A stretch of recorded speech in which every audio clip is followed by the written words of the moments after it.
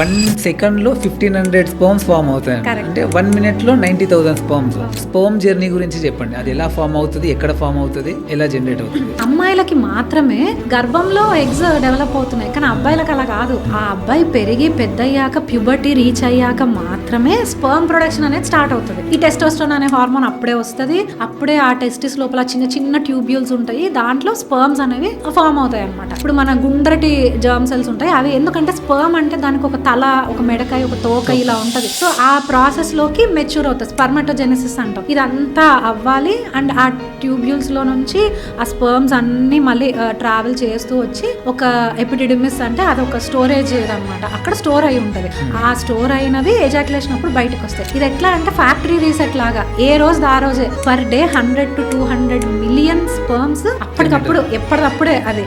కానీ ఇప్పుడు మనం అనుకున్న ప్రాసెస్ ఏదైతే ఉందో ఈ స్పర్మాటోజెనెసిస్, దీనికి 90 days టైం పడుతుంది.